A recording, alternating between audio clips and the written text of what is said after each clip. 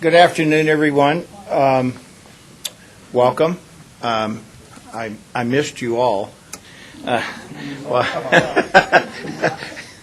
I saw that there were some deferred items in the agenda, so I figured Reb couldn't handle them, and you just wanted me to wait for me to get back, right? Yeah. No, right. No, welcome. It's good to be back. I want to call the meeting to order. We do have a quorum. All alternates can vote. I would just like to make a comment that this room is committed to the Area Agency on Aging around 3:30. So I'm not telling you not to speak about something that you have a concern about, but let's just try to be succinct, and I'll try to control the flow so that we don't get into too many repeats. Just ask for your indulgence in that. First of all, I'd like to hear a motion to approve the agenda.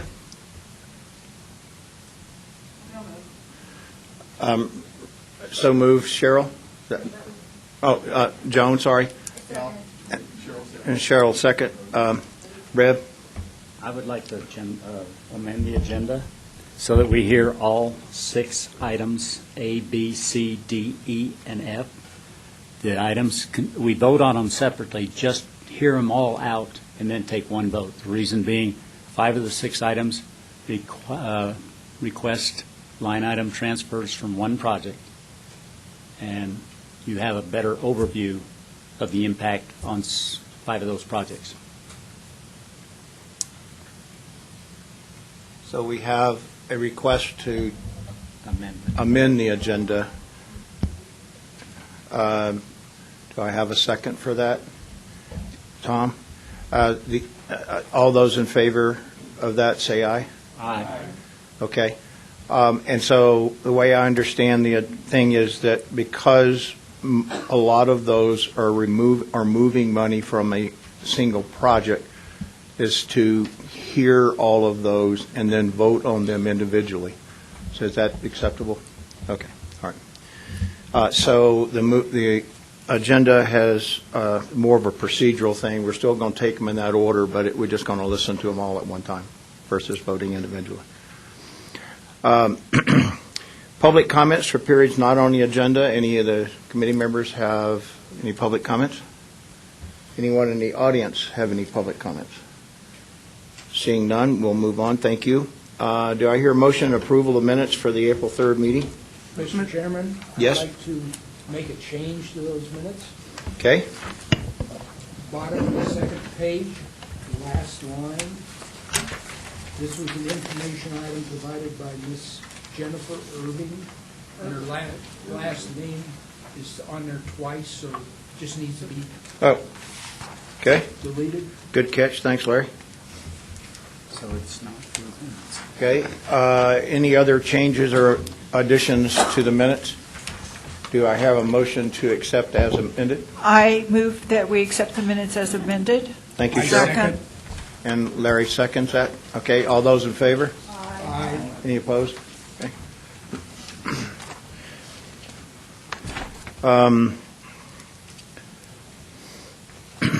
Financial report. Yes. Get myself organized here. Hi, Beth. Hi, good afternoon. There you go. Okay, so on the first page, we had a very good February, $7,678,000, so we were almost $859,000 above the monthly budget, so we're $1,526,000 so far for the 2 months above budget. So that was excellent. On the second page, compared to actuals last year, we were ahead by almost $560,000 or 7.85%. And then the rest of the financials, does anybody have any questions? Yes. Reb? Bev, on line item transfers, how do you keep track of them? When I say that, we're going to have some today that are going to be 5 line item transfers from one project. Yeah, you'll be getting the amended budget next month, and there'll be a column that shows the ins and outs of line item transfers, all in one column. But that's how I keep track of it. Oh, I'm not questioning, I just, Yeah, so I just keep the original budget or the budget, amended budget, plus or minus line item transfers. But you'll see them in the amended budget. It'll be a column.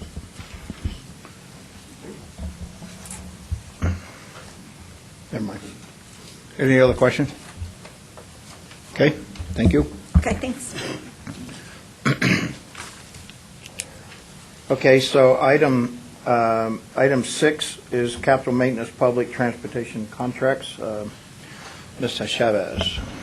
Good afternoon, members of the CAC. Mike Chavez, City Engineering. I've got a whole slew of things to go over. So the first one, we're talk about Travis Easton's Public Works Director mentioned it as an informational item last month, but basically we're looking at buying and supplying upgrade kits for the variable message signs along the freeway to CDOT. They will install them and then take over maintenance of those signs. Right now, we maintain them. We do use some RTA staff, RTA paid staff to maintain them. I don't have an exact number, but that would be cost savings to the city and RTA once CDOT takes them over.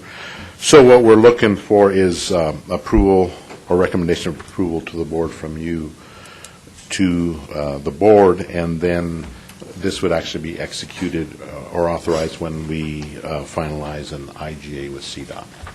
And so that amounts $109,595, is that right? It's 328 plus 109. Oh. So we'll buy 15 kits this year and 5 next year. Oh, okay. So it's what is that? $439,000. Mike, has PPRTA ever had a role in financing these signs or their operation or maintenance before? I'm not sure. Let's let Todd see if he, or Rob held actually. Rob.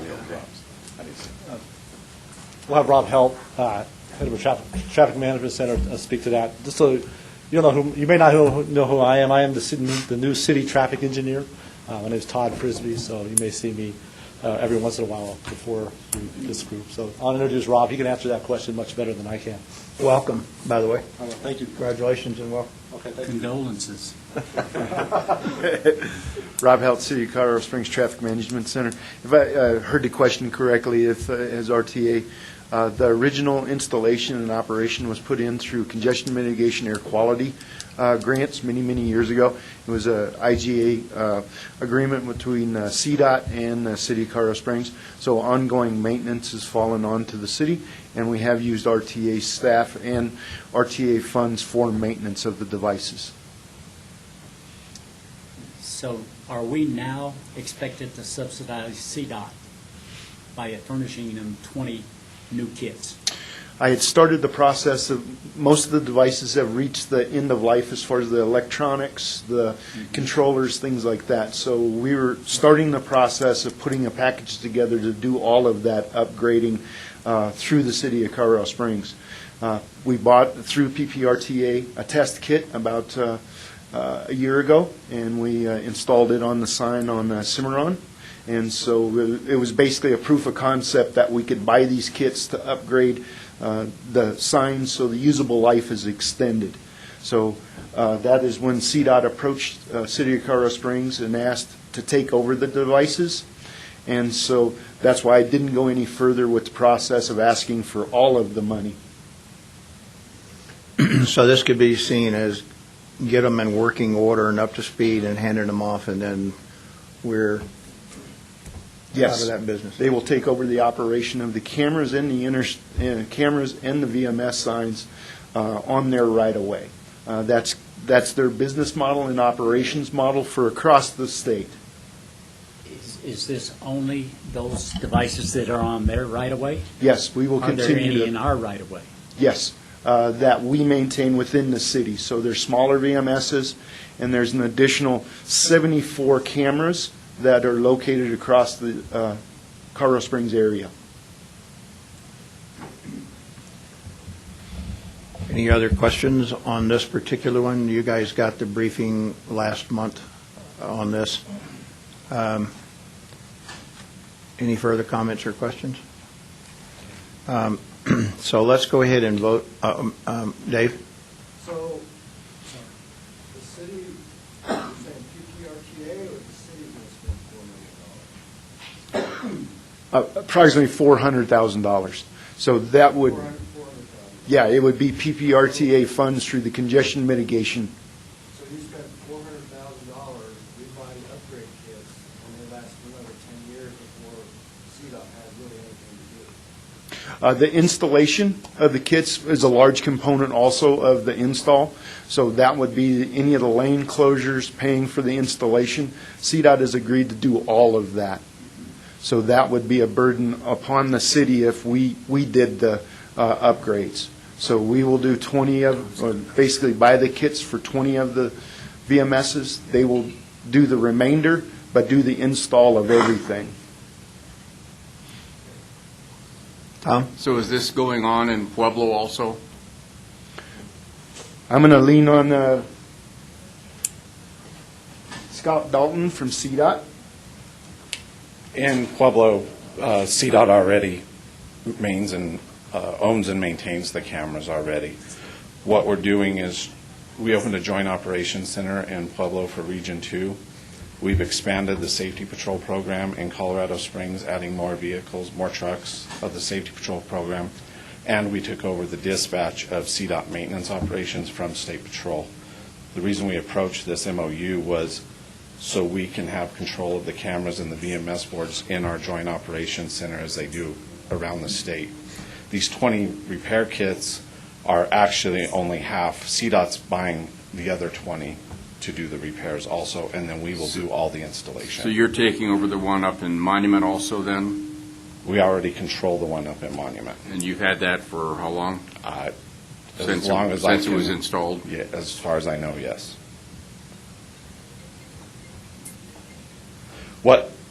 This last segment in Colorado Springs on I-25 is the only segment that we don't maintain and control the cameras and VMS boards on the whole interstate.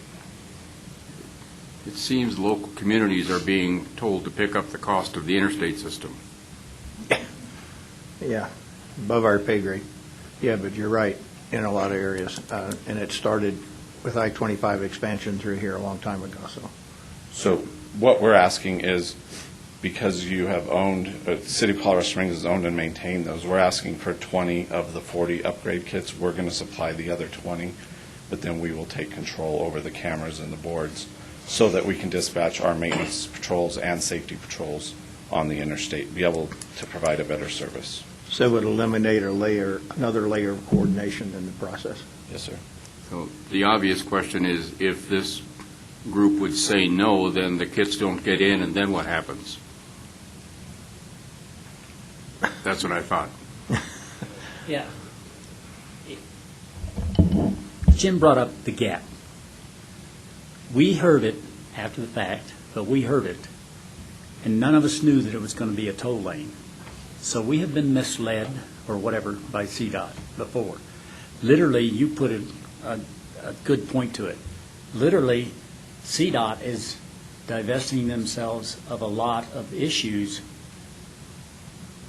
but I don't know that we're not paying for it in the long run with something that we don't see. What we see is we're going to pay $400,000, $438, but not million. But for that, we are now shed of it. I want to be clear, to me, because I'm against this, I feel like we're subsidizing CDOT just like we did on the GAP, and when we found out after we agreed to subsidize them, not only 10 million here, but the county went out and through their efforts got an additional $65 million grant. And Douglas County has put in a sum total of 10. Now, this system is supposed to be all around the state. Everything's going to be coordinated through one. And I thought I read it one time around, maybe it was Travis's presentation, that we would still take care of the monitoring on a weekend on two days. No, we have 24/7 coverage. But With they CDOT. refer to a golden, So the Pueblo Operations Center currently is only staffed from 5 a.m. to 11 p.m., and then it rolls over to the statewide center in Golden for those dark hours. that's the golden, okay. But Ed? Mike, what does the signs, or whatever they are, cost us now annually, and what would you anticipate that to,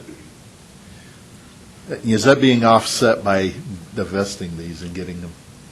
The biggest cost is future maintenance, upgrades into future maintenance. So right now, some of the devices are down hard. So I had started the plan of trying to upgrade these devices. So if this wouldn't go through with CDOT, I would be coming back, because I don't think they would take over the signs at this point, that I'd be coming back to PPRTA trying to put this package together to upgrade it completely on PPRTA money. So that would pay for all of the basically lane closures, installation, all of that.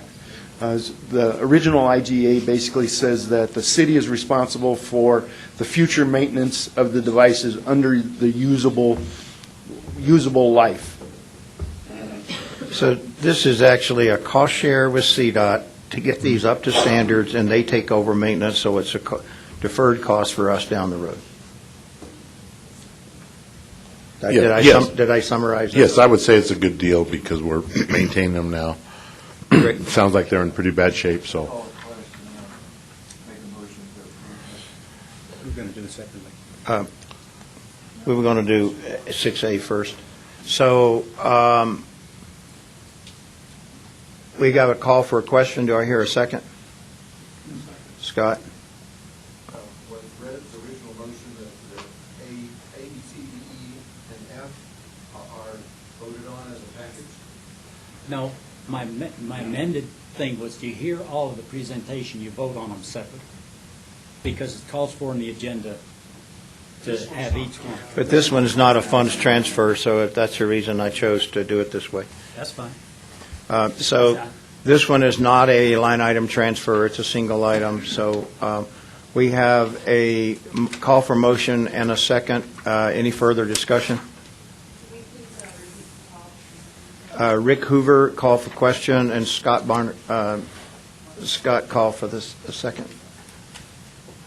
Any other discussion? Do I hear all those in favor say aye? Aye. Any opposed? Nay. So we have 4 nays.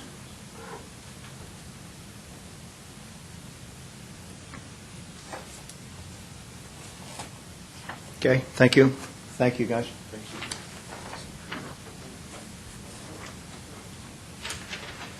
Okay, 6B. So just to reiterate, Mike, you're going to cover all the way down through F, all the line item transfers, and then we'll vote on them individually. Okay. All right. So in summary, we have several projects that are short of money of varying amounts and for various reasons. So what I am looking at doing is taking money out of the Academy reconstruction fountain to Milton Proby Parkway project.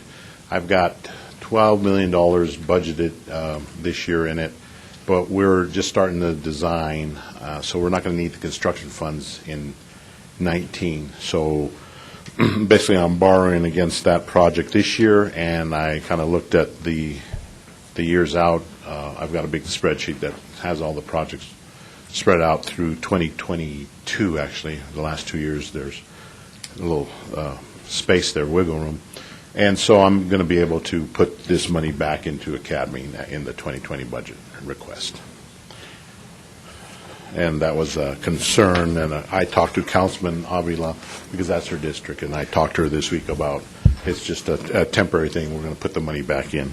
One moment. Rick, you wanted to say something about this before Mike went any further?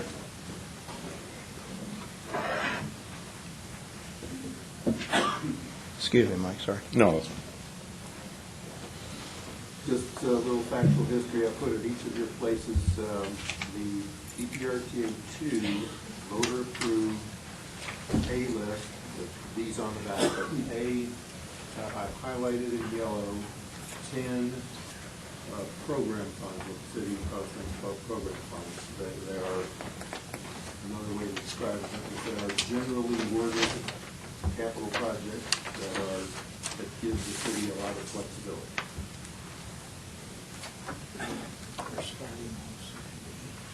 So that, what you're saying is that it really does, not taking away from the particular budget, taking away some of these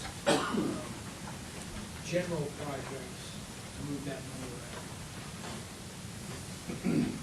Well, it's a value judgment when you move money in a line item transfer. What Mike is asking for today is a line item transfer from a specifically named project, which is the second one down, second bullet in individual project. Academy Boulevard Fountain with Alan Proby, he's taking money out of that and moving it into 5 of the program. Actually, the first one's Black Forest. So he's moving individual project bullet number 2 money to regional collaborative project number 1, Black Forest. That's the first one. The other 4, he's moving from bullet number 2 to program projects. Now, it's a value judgment on each individual part, whether or not that's a good thing to do or not. It just depends on the description of the project, whether you like it or not. Did I answer your question, Larry? Yes, you did. Thank you. Okay, and I guess the other general thing I like to mention is that the specific named A-list projects, Academy, Black Forest, those are the priority projects. These program ones, they have, we have an allocation every year that we have identified, and we've supplemented these, but we're not doing it at the detriment of the actual named projects, and that's why I said we're borrowing against Academy to help these programs, but it'll come back to the actual project. So I just want to make sure that you understand that, we're not going to put everything into the programs and then leave the named projects short. Mike, following up on what you stated just a couple minutes ago, so what you're saying, you're still going to use some of the program funds for Fountain to probate to finish up the design this year? No. We're just borrowing against that project to help some of these programs that are a little short this year. Larry, And then next year, basically, I think I've taken out, what was it, 3.1 million out of Fountain to these line item transfers. They're going to, 3.1's coming out of Academy into the programs. Next year, I'll put that 3.1 million back into Academy project. Where will you get that 3.1 million? Will it be in major projects? No, I just kind of, like I said, I adjust. Sometimes we got to push. The way it's working out, certain projects, Circle Bridge, we're going to fund more next year, but it's not going to be ready for construction. So I was able to move that construction funding out another year, and then what I would have used for Circle, I'm going to put back in the Academy. It's just a cash flow. so the member governments get an allocation, and then they determine the distribution of that during their budgeting process. So in the 2019, they allocated a certain amount of money towards the Academy, and it's not working out that they're going to need all of that. So they're moving some of that money to these projects, and they'll make that project whole when they get next year's allocation. I guess that's what I'm concerned about, Jim, is that we make sure that that particular project we're taking the money out of. Now, I can see where they can move it, because there are projects that take 2 or 3 years Right. from start to finish, and so you move those funds around. I just want to make sure that we don't lose any major project because of that. No, we won't. And we'll have updates, but we did this a couple of years ago with the Pikes Peak reconstruction. When we started the project, we put all the money into it, but we had a year of design, so the construction money sat there unused for a year, so we borrowed against it and for other projects, and then when that construction of Pikes Peak actually came online, we put the money back and we budgeted it back in. So this is all I'm doing with Academy. Tom? Mike, so this project had a $700,000 allocation as we began the year, Yes. and your negotiation came in at 739, which is, so you're 39,000 short, so you're borrowing an extra 500K to cover that 39, or what's going on? Yeah. So basically, we put $700,000 in to cover what we thought would be the preliminary design. And so we negotiated, we did an RFP, AECom was selected. Their whole design fee is more like, I forget, million or almost $2 million. But we're just trying to do the first phase, of the preliminary design and concept design. So that's what we negotiated. So we're a little short, but I did ask for $500,000 just because there's some NOTI program management costs, they bill against the projects.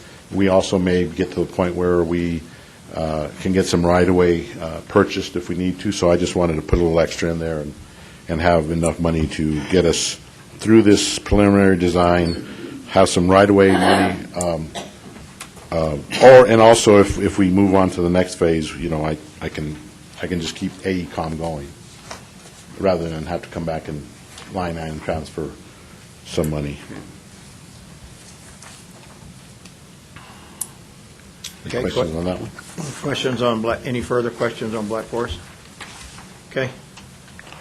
Okay, next item. Again, we're looking, this memo, this is a two-part memo, so I'm looking for an authorization to line item transfer money, but I also want the construction contract approved in this memo. So we have the Tejon Roundabout, that's a CMAQ, an air quality grant that we have. Grant was about $1.5 million that we got back in 2011. This project has been slowed down by right-of-way issues, and the historical clearance took a little longer than typical. But we actually went to bid twice. The first time we bid it, we only got one bidder in the $2.5 million range, rebid it, and we had Blue Ridge come in at 1.6. But we also have some construction management costs that we need to cover. So I did a rough budget, or the budget shown there, showing our anticipated costs. The 1.6 construction alternate one will be awarded, so 1.6. Then we have contingency in there, and the CM is set on a price. So these are expected expenditures. And then the funding is basically the grant and the local match. So we're $580,000 short, so I'm requesting a line item transfer from Academy, Fountain to Milton Proby into the intersection improvement program to cover this. Now, we are also applying to PPACG for about $480,000 of grant money they have available. That is due this Friday. We won't know for sure if we get it till May or till June, and clearance to actually have that money till July. So I didn't want to wait and put this project off anymore. So we're going to have the RTA money in reserve, or available to use. But if we get the grant money, then I'll use that instead. And most of this $600,000 I won't need to use. Right now, if you approve the transfer and the contract for Blue Ridge, I'm actually only needing $134,000 of RTA money to actually go to construction for Blue Ridge's contract. Okay, Rev Hetty. Yeah, just one question on that. On the front of that page, you have the local non-participating funds to the tune of $262,000, round numbers. Where is that from? That's a general fund grant match. Your general fund? City General Fund grant. Yeah. Most of our grants are matched with city funds. Okay, Scott. What is the $60,000 alternative one? So it's basically some retaining walls in the roundabout, and we bid it. It's kind of a fancy thing. We are actually going to change order that and probably go to a simpler wall and a less expensive wall design. But because it's bid through CDOT, I got to award how we bid it. So I have to award that, and then we'll change order it and change that wall design and that price, so it'll be less expensive. And the wall is needed because we need obstruction in the roundabout, so you can't see through it. And that's because it went through CMAC? Is that the congestion mitigation?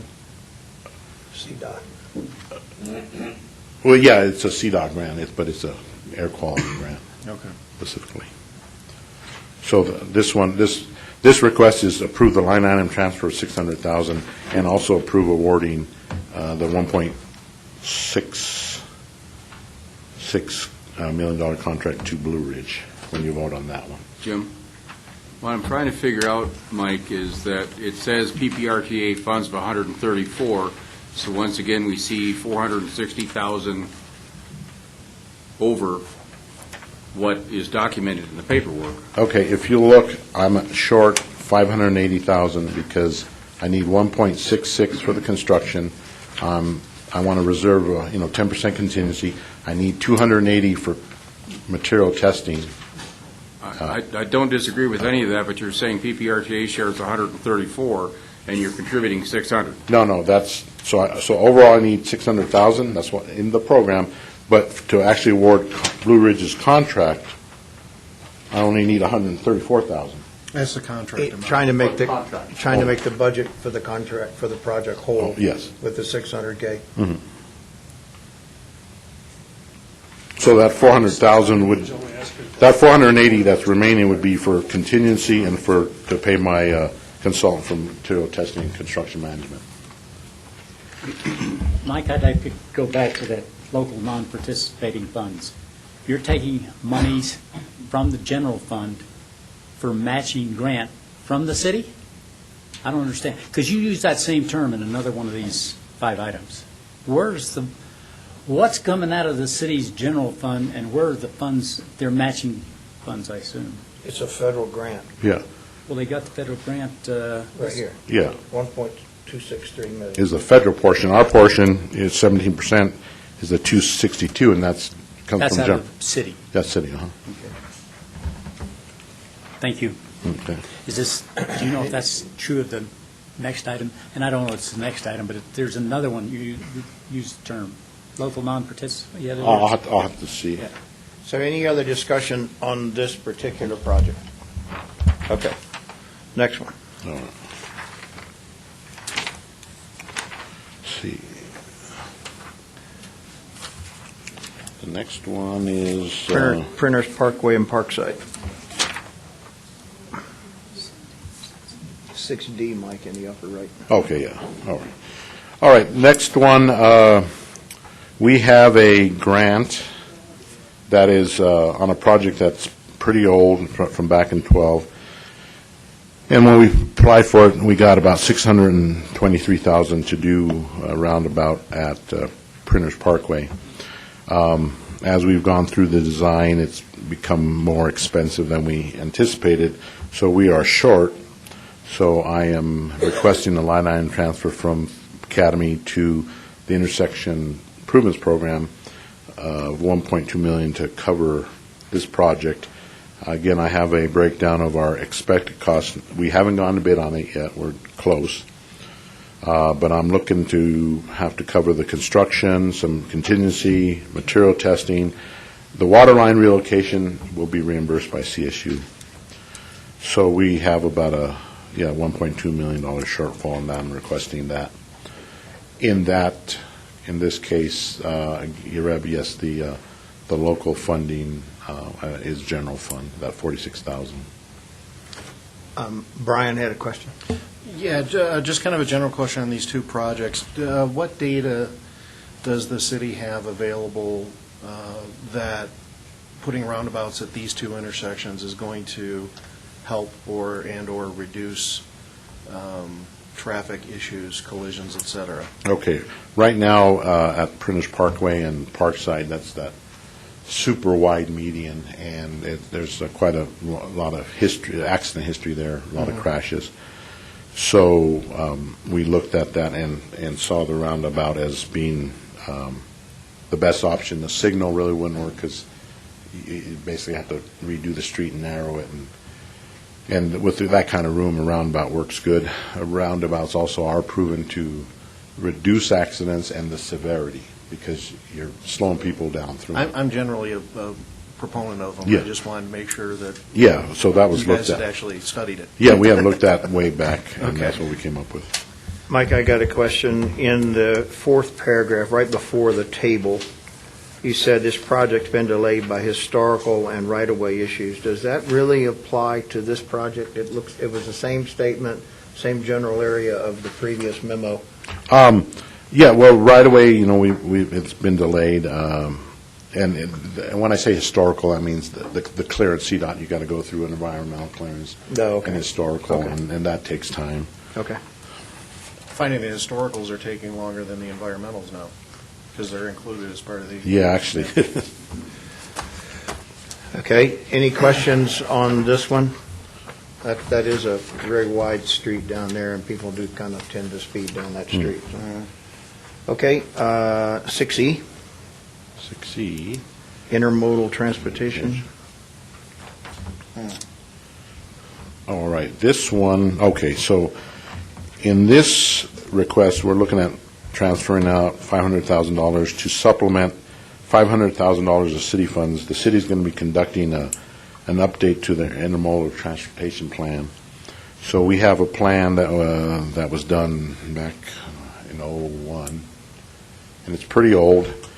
And the city has changed and grown quite a bit. Banning Lewis has come and gone, and it's in a different format. So we need to kind of analyze the city for, just traffic and transportation issues, see what corridors and what intersections are problems or will be.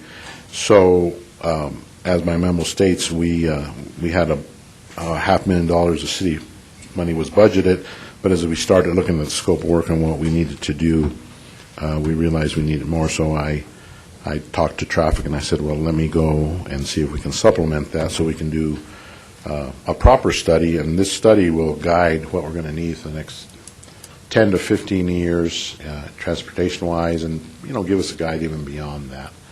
So this is an important study, and we have used RTA funds before for traffic studies and transportation studies. Reb?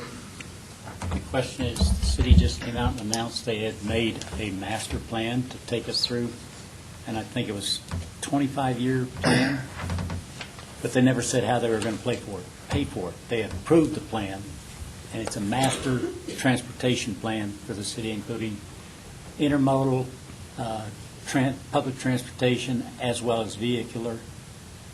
Which How one are is? they, it was just voted on and reported Is that- publicly about, I want to say in the last 6 Is that the weeks. comprehensive? That's more of a, that's not just transportation, that's kind of a city growth zoning. I understand, Oh. but how's that study going to be funded? Is it partially funded by this? They're getting information from it. No, that study is done. That was funded through planning, and that one, and that's more of a guideline. This study will actually come with recommendations, identify projects to a more detailed level, like this road should be widened from 4 to 6, this intersection needs to be improved. So the plan you're talking about was more just kind of a comprehensive growth guideline. This is a That plan is more of an image of what you would want to see Colorado Springs be in 20. I'd like to be able to see period at that time. Yeah, but that's what that plan is about, is how do we want to see Colorado Springs in 25 years? This is actual physical changes and improvements, that's what we think. Okay, Mike, I got a couple of comments on this one. PPACG is responsible for the long-term transportation planning for the city. And you said we've used some RTA funds for transportation planning in the past. I don't remember that, but that's not the issue. I guess my question is, for this intermodal transportation plan and the updates of some of these corridors, why isn't this a PPACG planning issue? And you've already covered 500K of this with city funds, general funds. I'm just, why isn't this a PPACG deal? And then the second cost, so you've already got 500K from the city, and now you're going to do 500K more, so you're thinking this transportation study is going to be $1 million? Yes. Okay. But do you have any comment on why it's not a PPACG planning? I'm going to see if maybe somebody else can answer that, because I believe, my understanding of PPACG and those types and their role is, I don't know as much as Brian does. Thank you, Mike. Hi, Brian. Good afternoon. Brian Vituli, City of Colorado Springs, Mountain Metro Transit. So PPACG is a regional transportation planning body, but all of the member governments that make up PPACG oftentimes do their own planning. That El Paso County has their major corridors plan that they do. Transit, we do our own transit plan. So it's not unusual that local governments do their own in-depth planning studies. So this is, like Mike said, this is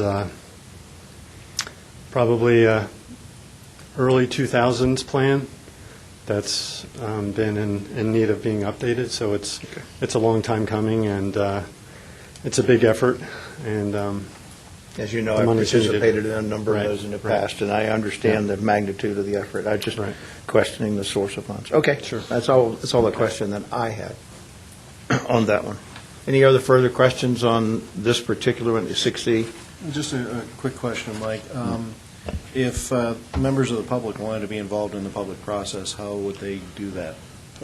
That is going to be part of the process. There'll be a lot of public input, and we're working on the scope of work to put this RFP out, and I saw a draft of it, and there'll be a lot of input. There'll be meetings, announcements, meetings, and such. Because we want to hear from the citizens what's their concerns. I don't get up to the northeast part of town a lot, and I if I was working on it, I'd be working about getting everything done around my house, and so we need people from other areas of town to tell us what's going on. Ann? I have a question, too. I'm kind of new to this, but I'm also on the PPACG CAC, and I noticed you're pulling money, because I heard all about that road over by the airport, that they're going to do.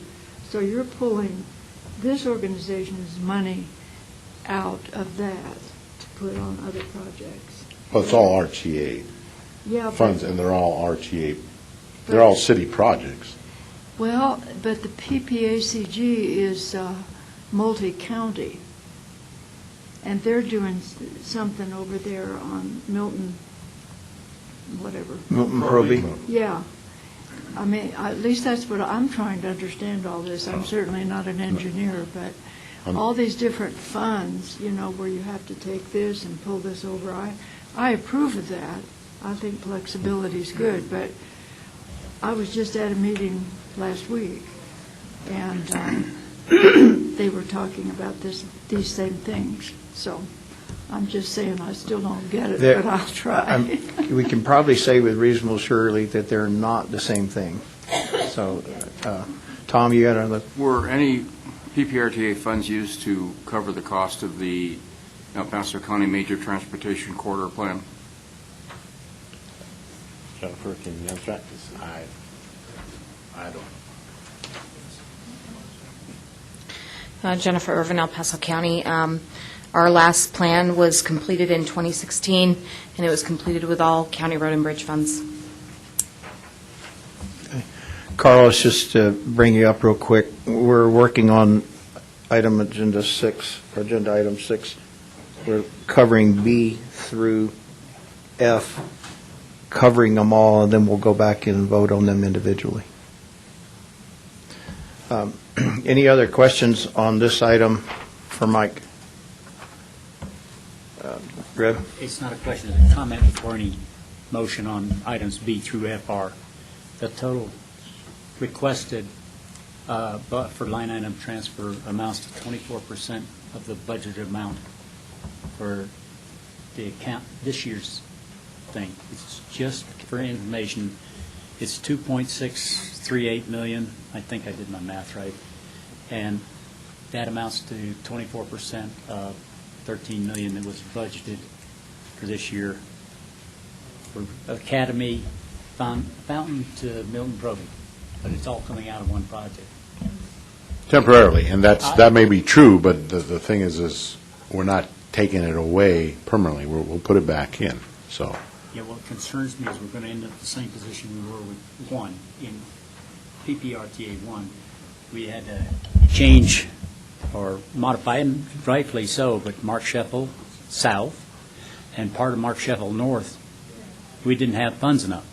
And I'm kind of concerned about a downturn in the economy, not as severe as 2008 and 2009, but it's possible. And it's one of the concerns the board itself in terms of what's going to happen with a, quote, $10 million commitment. So we're trying to figure out how to make it all work together. Which is a good concern. Now, the problem with Mark Sheffel was, I think a lot of the funding was supposed to be from developers, and the economy tanked, and so that never came to fruition. The programs we have, or projects we have from here on out, I don't think there's a heavy reliance on developer contribution, although we are going to be holding or going, if there's annexation agreements that call for them to contribute or build roads, we are going to be pursuing those quite heavily to make sure that they contribute or their portion or a portion. Okay, we still have item 6F. David? Earlier you said that you can keep track of when we transfer money from one project to another project. But what about when you transfer, like Rick said, from project to program? Programs are also exactly the same, like there'll be a line item on the budget that has a program, and then this column, which you can't really see, because this is just a working draft I have on the amended budget, but there's ins and outs to the amended transfers. And then so bottom line is zero, so it's the same. Because they're just, the programs, even though they're more general, there's still a capital project. Okay, let's do item 6F. Okay. The last item is looking at transferring $300,000 from Proby or Academy to the basically the citywide pedestrian transportation program, which we normally call the missing sidewalk project. Ryan Phipps runs that, and he has a plan and quadrants, and he's got about $750,000 worth of missing sidewalk programmed every year that he's identified. But we've had to use some of his funds to help supplement projects that are short. Like last year, the year before, we took some money out and directed it toward the Cascade improvements north of Fillmore. There was a transit grant and there was community development block grant that funded the majority of that, but we were a little short. So there was like $600,000 and $800,000, and we ended up using about $200,000 of RTA money to finish the project out. So he was a little short on doing what he had originally projected. So in order to not do that, have him come up short, I'm requesting $300,000 to help supplement a couple of grants that are a little short. One of them being the Fillmore corridor. Transit is rerouting the bus route from 4th Street to Fillmore, so we need to make all the ADA accessibility improvements in that. And most of that's covered through a transit grant and a CDOT grant, but in my little table I show that we've got costs of just almost $900,000. We've got $800,000 available, so I want to supplement that project with sidewalk money for $100,000. Now, in Van Buren, unfortunately, I was supposed to bring a memo, supplemental memo, because Van Buren project, which is going from T-Gap to Patrician Way, which is, I think, short of Union, that is a Safe Routes to School grant, but part of the grant requirements is that we make walkability and rideability, so we are going to road diet that section of Van Buren, and I need to come back with more info per RTA policy. So on this one, I guess I would like to see if we might at least be able to approve putting $100,000 into the Fillmore Street, and I'll come back next month with the Van Buren update to request that one. Brian has a question. Mike, is this only because the transit is changing their route? Because once you get past North Institute, it's almost all commercial. So I'm kind of wondering pedestrian and connectivity. Well, it's been needed. I mean, moving the bus route to Fillmore has kind of made it more a priority. But Fillmore and from the highway to Institute Union is very heavily traveled by pedestrians. There's a lot of neighborhoods on the north and south that people do come up and go back and forth, and it's just not ADA accessible. So That's the only reason I was asking, is because I go through there almost every single day, Mhm. and the only thing I see having difficulty getting through there are cars. I don't see people. there's a lot of people. And we will generate more people once we move the route, too. So they'll be coming down. Well, that's kind of why I was asking, is the switching of the route. Now, I know that on the north end, it would be the kind of the northwest end, up near Hancock there, obviously we've got the school over there and stuff like that, and there's definitely, a lot of connectivity to the neighborhoods to the south. But So a little bit of more context to this. Probably 2013, 2014, Mountain Metro Transit received a grant through PPACG to improve the sidewalk conditions on 4th Street. So currently, Route 6 operates on Fillmore, but it jogs north on El Paso to 4th Street and down Hancock back to Fillmore. Right. And before we implemented that grant, transit, we would prefer to operate on major streets makes sense. rather than going through neighborhoods. And in some cases, we still do go through neighborhoods, but we would like to straighten out our routes, provide good pedestrian facilities for people to walk to our routes. Our routes are a little bit more timely, they're more direct. When you're trying to get someplace to the east and the bus goes north and takes you in the wrong direction, you can tend to get a little bit nervous. So, but it's an on-time performance thing, and actually having a transit service on Fillmore with the addition of good sidewalk facilities, we could actually increase ridership. I mean, there's a lot of demand on Fillmore. There's a lot of stuff for people to go to, and but the reason we didn't have service there is because there's no safe way to walk, and so we said before we implement this grant, let's go through the public process and get the route changed, but not implement the routing change until the sidewalk conditions are improved. And that triggers the ADA, Yeah. and okay. Right, so back in spring of 2017, we had our public process to change the routing, but with the caveat that we would not change the routing until the sidewalks were constructed. So that's kind of where we are now. And it's an expensive project. Red? Mike, if I understood you, you just said you'd be happy if we just granted 100,000 transfer. For Fillmore this time, and then I'll come back next month to talk about Van Buren. What will you bring us back on Van Buren? In other words, why can't we just approve the $300,000 now. Well, according And to a trust- Rick's going to come up with the policy on, Okay, that's what I'm, Because your road road, because your road, if you're narrowing Van Buren, which is a wide road, yes. is that you it? you have to come and notify the board prior to that policy, In writing. in writing. So Okay, that's what I'm asking. Van Buren is a wide road, the sidewalks and alleyways are very intermittent, if existing at all. It is, I drive that area a lot. I got a question on Fillmore, Mike. Did that answer your Well, question? no, I'm going to go back to Mike.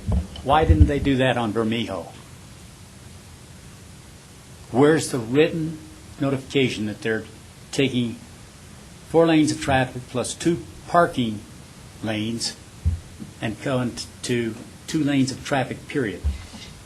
That's on Bermejo when it's something that has gone. Parking on both sides of the street. Yeah, parking on both sides of the street. Yeah, and in the future. Maybe it's not being done by PPRTA money. It sure No, is. it is. I'm not sure that might have been an oversight on. Well, in writing is a briefing that the board got 2 months ago, is a notification of their plans, right? That's what, basically I'm asking you, does that fulfill it? They've come and said, this is our plan, and we're going to give you $400,000 to do it, or Ryan's what? PowerPoint is in writing. Supplemented by verbal discussion. Mr. Chair, Mr. Godfrey, can I just have a question? For this is Bermejo, to follow up on that. Were there transportation capacity reductions as part of the Bermejo improvements? Yes. Not parking, transportation capacity. Transportation, you go from 2 lanes to, 4 lanes to 2, and the lanes are narrow. All right, this discussion didn't own Vermejo, so let's No, keep I'm our. just- Yeah, okay, then in that case, then it would, just to go back, it probably would fall, I did not realize Bermejo was a road-dieted project. I thought it was staying the same, it was just being restriped to accommodate parking, and Bermejo is kind of an open street, but anyways, we digress, and I just had that question. Thank you. Well, and that's what, as I was looking at the grant, I realized, and I talked to Rick, and I was supposed to bring a memo, but I didn't get to it, so like I said, we can put this one off. We're not going to construction on this just yet, so we got time. Do you want to offer to Mike a compromise that the CAC accept his notification to the CAC of the road dieting, and then if Mike gives the memo by in the morning for the board packet, then the board is notified in writing? Do you want to entertain such a compromise? Did everybody hear Actually, that? I don't want to, because I'm not sure I'll be able to get it by tomorrow. Okay, all right. And like I said, this is not as critical, so we can put it off. Okay, I have a question about the Fillmore portion of it.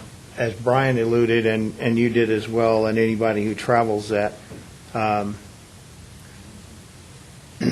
concerned about any sidewalk improvements we put in and then come back in and have to redesign the road surface. Because that road has been on study after study after study for the last 15 years of needing improvement. And so I hope this wouldn't be throwaway money for sidewalks and then come back in and have to redo the road surface. There's very little right-of-way to do a whole lot of widening up there on that, but you're taking this into consideration. Yes, and I don't anticipate being able to do much with Fillmore unless that becomes a major project, because he said to do any substantial improvements is a major widening, a lot of right-of-way, and it probably is cost prohibitive. Okay. David? I look at Fillmore, the section you're at, and I'm wondering why are we doing it here and not on the hill?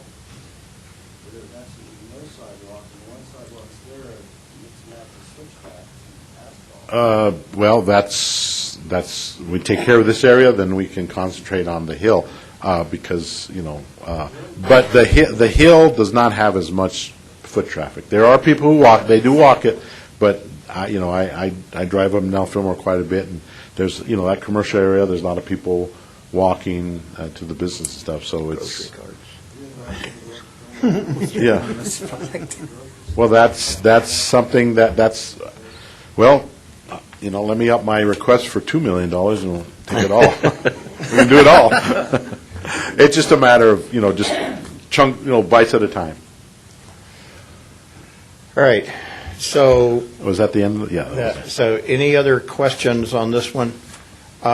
All right, so let's go through, and if you look in the upper right-hand column of your memos, you'll see the 6B, 6 number, whatever. So let's, I want to make sure that everyone's had an opportunity to ask any questions, voice any concerns on any of these, and then we'll go through and just call them off. And I'd like to entertain a motion and a second to approve or disapprove, and then we'll take a vote. Is that okay with everybody from a procedural point of view? Okay. All right. Rev? The reason I changed it, just for your information, was so we didn't have a whole bunch of splitting and divide. The reason I asked for the change in the agenda is so we got all the information on all of these at one time, and then to me, it's an up or down. And I will move for item 6A with a negative approval going forward. To me, we're... For 6 who? Isn't For that 6A. 6A, I did it intentionally. we've already voted on 6A. Oh, I'm sorry, 6B. I didn't learn the alphabet as a kid. I number is okay. It's 6B. I move approval. 6B approval. We have a second for Larry. All those in favor of 6B? Aye. Aye. All those opposed? All right, 6B carries. 6C is a two-part approval. It is the approval of the transfer of the money and approval of a contract to Blue Ridge Construction. Do I hear a motion? Move to approve as stated. Brian and Larry. All those in favor say aye.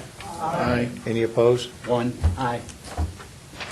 And can I explain why, real quick? Sure. We've had problems with, in the past, they awarded contracts without prior approval. I'm sorry? I'm also voting against.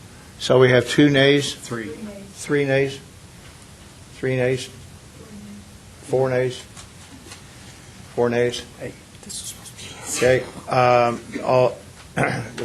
so the motion carries. All those in favor say aye. And then, and the 4 nays, right? All right, okay. 6D, which is the Printers Parkway Roundabout. Hear a motion to Scott and Larry. All those in favor say aye. Aye. Any opposed? 1 nay. Okay. 2 nays. 2 nays, sorry. Just 6E, which is the Transportation Planning Intermodal Plan, 500K. Hear a motion? Real point of procedure, real quick. Does the person keeping the records need to identify the nays? No. Okay, so it's not a roll call? Okay, cool. Thanks. 6E, motion. I move a motion to accept. Second. Larry, second. All those in favor say aye. Aye. Any opposed? 1 opposed, David? Okay. 2? 2? I saw 2, yeah. Yeah. 3? There's 3? 3 Okay. nays. 3 nays. All right, 6F. That's the Fillmore corridor only. The second part, Van Buren, is being postponed until next month. So I entertain a motion. Yeah, I'd like to entertain a motion for the full $300,000 line item transfer, subject to approval of the Fillmore portion. Or if Mike would prefer, I will cut it to $100,000 as his perception for just Fillmore. Well, I mean, like I said, if This document already requests the $300,000, but... Does it discuss Van Buren? no, it doesn't. Pardon? I just don't want to violate our... Yeah, let's just split that. And just, Make it? yeah, do it right. Okay. Just the 100K? Yeah, for Fillmore. For Fillmore. Okay, I would adjust my motion as follows. Recommend approval of the Fillmore Street corridor with a transfer of only $100,000, line item transfer. Second. And Scott seconds it. All those in favor say aye. Aye. Any opposed? David? Oh, we got, all right, hold your hands up again, guys, so we can get a count. Three nays. All right. All right. Thank you all for that. Thanks, Mike. So we have 6G, City Colorado Springs contracts. Okay, so the first contract I'm looking for approval is a preliminary design for AECom for the Black Forest widening for $739,000. And that one will do a study of the corridor, what we need, and based on that, they'll come up with what width it should be built, and then we'll design it and go to construction. And this is the Black Forest From widening, from- not Mark Shuffle. Black Forest from Yeah. Woodman to Research. Okay. Mr. Chair, I just had a comment on the package. The financial information with the funds available, I know there's a comment or a footnote there, request to transfer additional money to the project is on the agenda. It says funds available, it kind of assumes that would pass. Just for clarification to the board, I'd like to see that broken into two portions. The portions is actually the 2019 budgeted amount plus the line item. Would that be reasonable to just split those? Just to clarify, because the funds technically have not been approved by the board. We're recommending or advising that they do that, but it has not been approved formally by the board. Would that be reasonable to just put that clarification on the memo? Yeah. The 12, it's 1.2 million, but it's, Yeah, if I we recall, have it's 700 approved and. Yeah, and if it somehow, God forbid, it's not approved by the board, then we would have a shortfall. And that's what I think would be the reason I would recommend we just enhance this memo, just to put that on there. It's just a recommendation. Yeah, I can do that. Thank you. Any other comments? Next item? Okay, next item is change order for AECom for the Pikes Peak reconstruction. Basically, we've gone a little bit longer than originally anticipated. So this $134,000 is for, what is it, an additional 8 weeks. We opened up the road, I think Monday, it's open now, and we're looking at finishing probably in July. Okay. What, Mike? Oh, go ahead. Go ahead. One quick question. Give me, I know it's here. One quick question. I asked before, and I asked you, who can I talk to? I'm curious, as an engineer and road builder, so to speak. You have used a white foam-like substance. You did it from Union East to Printers Parkway. And That was a lime treatment. it's just lime? Yeah, it was. For soil stabilization? And it foamed. Yeah, it's a foam. I was just I wondering. mean, it foamed when they wet it down. We're compacting it. Okay. Thank you. Yes, I just saw that this afternoon when I rode by there, so. Brian? Mike, could you just give us a few examples of the unforeseen conditions that popped up during this? One of them, there's a lot. One of them right near the beginning when they, over the bridge or Shook's Run, they found a large pipe that was abandoned, and we had to fill that. It was, we didn't want to leave it void. Right. I'm trying to think of some other ones. Ryan's been doing a really good job that I haven't really. But I think some of the unexpected costs that kind of came right before we went to construction is some stormwater, water quality requirements, and I think just old utilities and some unsuitable material. As far as unexpected extras, we actually are doing pretty good. Hasn't been too bad. I think it's just been work that we needed to do that we didn't foresee. Mm-hmm. Not so much we didn't expect it, but Kind of stuff that popped up as you dug? yeah. Mm-hmm. Thanks. Did I understand you thought that was going to be finished for the second discussion in the fall? No, I think this summer, July. Well, I've given you 3 months leeway. I've been questioned by so many people. I go to a church. We've been at it for a year and a half. I know people have been thinking it's been 2 years or more, but it's only been about a year and a half. And that's a big project. Yeah, it is. So, okay.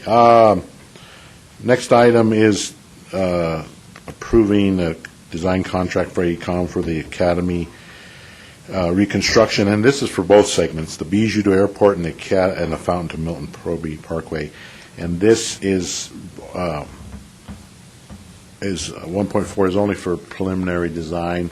I think the total design is something like in the 2.5 million, but we'll come back for the final design approval when they're done. And the reason we do that is rather we don't want the consultants padding their final design because they're not sure what they're going to have to design. So we'd like them to go through the preliminary alternative analysis and get to a solution that we're going to go with it to finalize, and then they can give us better numbers on that. Mr. Chair, I did have a question about this as well. This is a combined contract, 1.4 million for both capital A projects. Yes. Maybe this is just more of an accounting question for Bev, but how is the funds being divided between the two capital projects? Is it being allocated to one? Is it going to be split half, 50-50? Is there an allocation or distribution among the two capital projects for tracking purposes as far as the budget is concerned? Oh, I see. It's just a roll-up two projects, but when we look at the capital expenditures going forward, I'll see it. Where will I see it? When they bill, we'll probably split it closely to those percentages, whatever the 3.3 and 9.9 is. They'll probably bill against that. Just that's the kind of from their time that they'll spend probably three quarters of the time on the larger portion and a quarter on the smaller. So they'll just bill us that. So those projects then, if equal, that would be in other words, one project isn't going to be more difficult or require more expense than the other project. It's fairly even distribution of the engineering effort. No, well, I think the larger project's going to take up probably three quarters of the design effort. Just because it's longer and larger, but it's also the landfill area, so there'll be more effort put in there. But they'll track their time. There's two separate project numbers and there are two separate line items in the budget. So. Yeah, but it's one contract, and so when the invoices come in, when Bev pays the invoices, they split. Front page, tell those, and they have both projects and assign an amount to each one. Each time they have a bill. So it works out pretty good. yeah, I assumed that was the case. I just wanted to hear that. Thank you. Tom? We pay pretty good sum generally for engineering services on these projects, and yet we seem to have a lot of unknown unknowns. And my question is, does the government always cover the cost? Do the engineering firms ever participate in the additional cost of time? Does the contractor ever participate, since they're ultimately responsible for bringing it? And do you have fixed completion dates in the contract as part of it, and then penalties kick in? So if there's negligence, if they make a mistake, the consultant does pay. If they blow something, we expect them to pay. The unforeseen circumstances, that's something that is addressed in our contract. That basically, it's kind of hard to stick the consultant or the contractor with something that nobody knows about.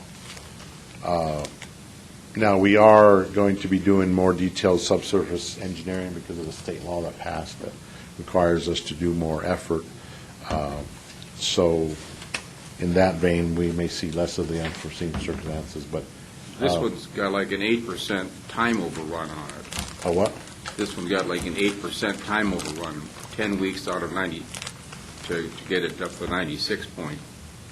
Yeah, and I don't. Well, actually, if they're unexcused delays, there are liquidated damages. But if they're legitimate weather or something comes up that we didn't foresee, that adds time for them to fix. If they're going to put a storm sewer in and turns out they got to overdig, and with that extra time, that is, we can't put that on them. How is that ultimately decided? If the contractor will request extra time if they feel, and we'll evaluate it on where we think it's so. Is or that not. Decided by the son of NV5? By what? by the follow-on contract to the people who have the NV5 contract? The contractor submits it to the CM. The CM then gives it to the city staff, which it may be NV5 project, or my project manager, city one, and with a recommendation, and we ultimately decide where we think it's legitimate or not.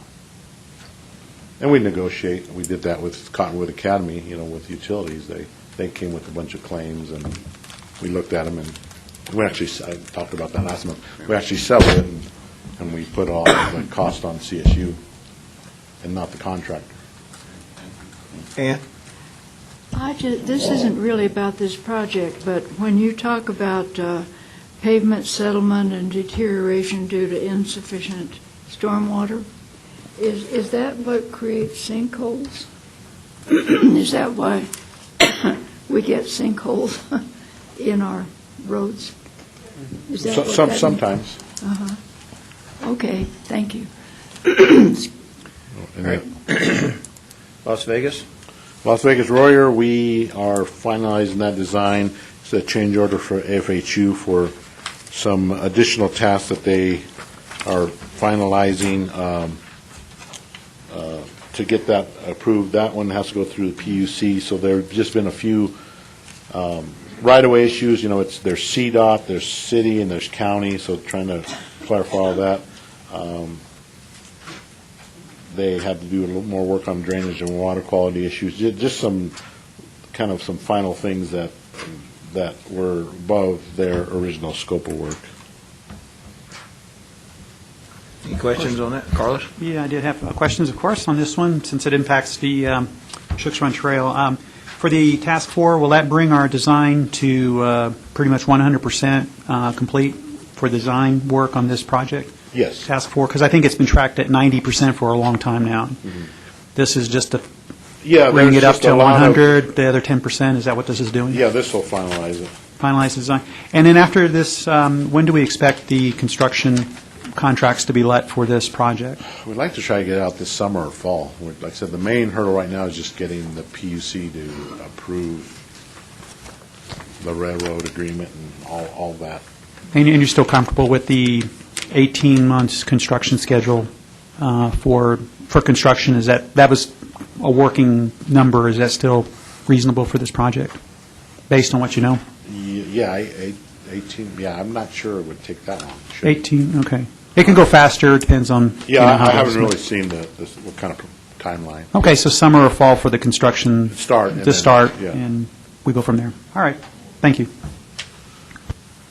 Okay, citywide intersection And improvement. the last one is some traffic, basically on South Nevada near Navajo, there's all that new development. They're putting a signal, they're going to cut the median, put a signal into that shopping center. It's basically where Big O Tires is, based on this. That market, that new fresh market. Yeah. Mhm. So based on the traffic studies, they've determined that a signal is needed there, so. A lot of people crossing mid-block there. Scott? This seems like this intersection improvement and signal primarily benefits the shopping center. Why would they not be on the hook to pay for this improvement instead of RTA? I'm not sure about that, man. That's a development issue, and I don't get too involved in them. I think maybe. Oh, let me look into that, and I'll address it with the board next week. Mr. Chair, I did lots of questions today. No, that's fine. A lot of stuff here. It's the South Nevada Community Development Signal Improvement. Which capital project? Maybe I missed it, but I went back and looked at the ballot measure and It's coming could out not find citywide it. intersection improvements. Can we put this in the memorandum to describe which capital project? I know you have a budget code, but for those who are not in the know, that would be, unless it's there somewhere. The title says Project South Nevada. That is the project, but it's coming out of the citywide signal improvement capital project. Yeah, I didn't catch it. It should be in the budget category. Yeah, that would be good Yeah. for the Board of I Directors to understand. know which category it is, because this is not a specific capital project, explicitly called out. Thank you. Good catch. Okay. Okay. Quick question. I guess Mike, if I could just go back to the Royer thing real quick. The graphic that you guys provided says Las Vegas Royer alternative number 5.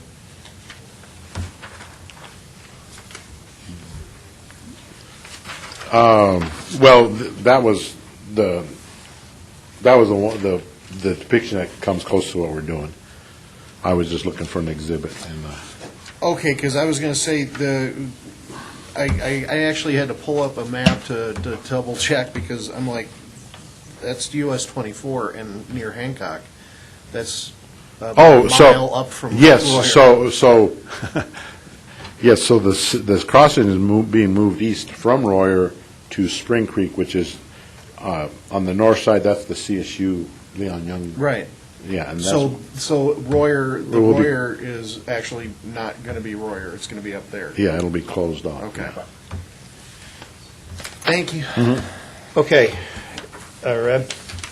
I'd make a motion to accept items 1 through 5 on his summary sheet as presented. I have a second to accept. Ed? Ed has a second. Any further discussion on any of the contracts? All those in favor say aye. Aye. Any opposed? All right, motion carries all 6. All right, Thank you. El Paso County. Jennifer, you had a walk-on, is that correct? Correct. So I had an extra handout. Does everybody have one of those? What are we looking at? I guess not. Nope. Thanks. And so with that, I have 3 items, and I'll address that one last. Okay. Now I close my book.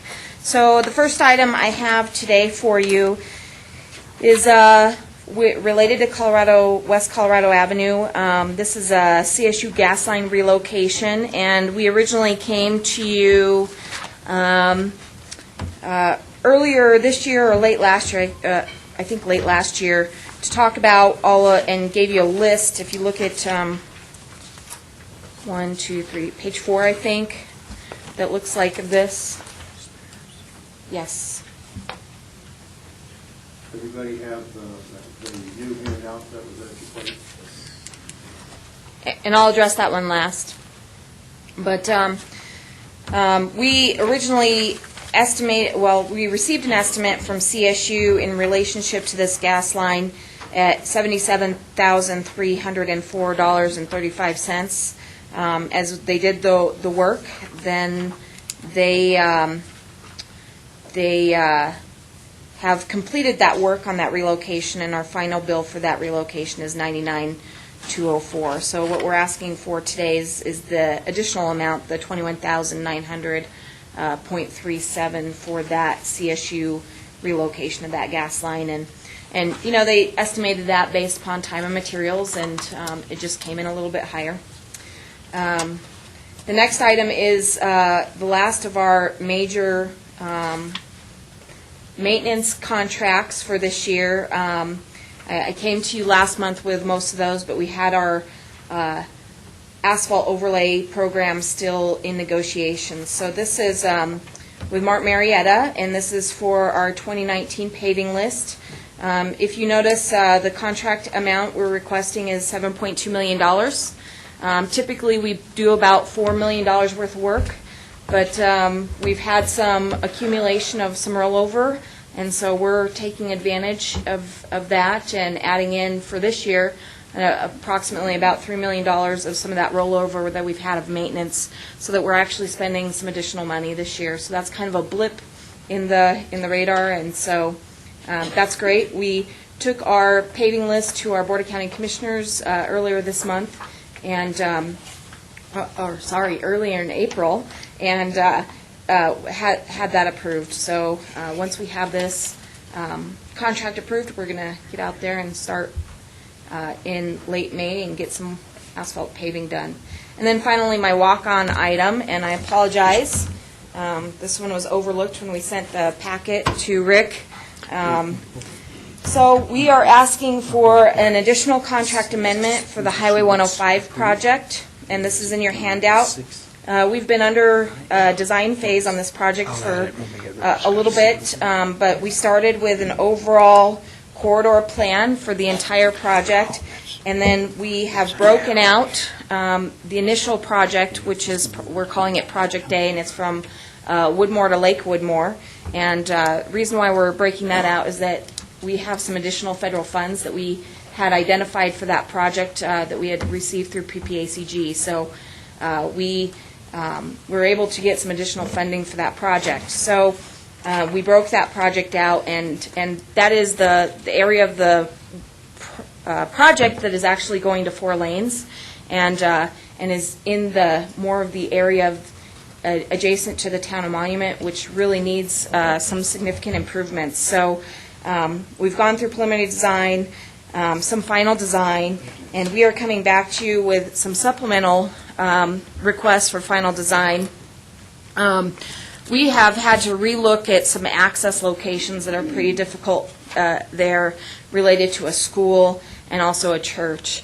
And so we wanted to make sure that before we got underway with the project that we are doing the right thing. So we are going back to reevaluate some options in regards to the access there, primarily to ensure that we get to the best solution. And so we're going to go through some 4 additional alternative analysis for the access points there, and then also determine the final best solution. We went back and looked at that area just because we were having so many issues and concerns in regards to the school access.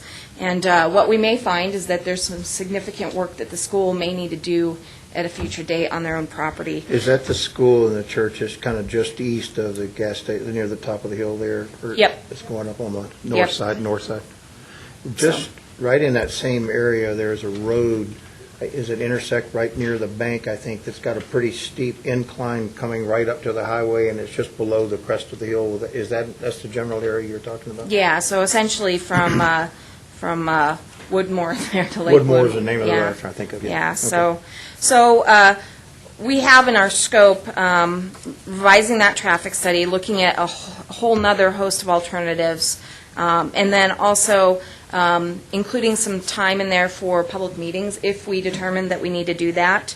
And then also looking at an additional westbound acceleration lane west of Knollwood Boulevard and the Highway 105 intersection. So we're looking and adding in some additional elements just because we found an additional need there. So, and then we have allocated some additional funds to the project, assuming that as a result of the traffic study that we're going to have to modify our existing final design to look at that. And then as we entered some property negotiations with one of the properties there, we are reconfiguring our drainage, a drainage pond that we have on that property that we're acquiring some property for right there at the corner of Highway 105 and Lake Woodmore. So, and then also we have a retaining wall there that as a result of adjusting some of the property, that there's a retaining wall on private property that's very close to where the final alignment of the roadway will go. So we want to make sure that that the final design accommodates and looks at that retaining wall to make sure that we don't have a problem there. So we're going to do a structural evaluation of that retaining wall, and then adjust our retaining wall plan if as necessary. And so we also have to do a geotechnical analysis of that as well. And then we have also had some additional right-of-way acquisition that we've identified as a result of this, so we put in some scope in there. So essentially, as a result of relooking at the accesses and making sure that we're doing the right thing for the entire corridor, we're adding in some additional $412,000.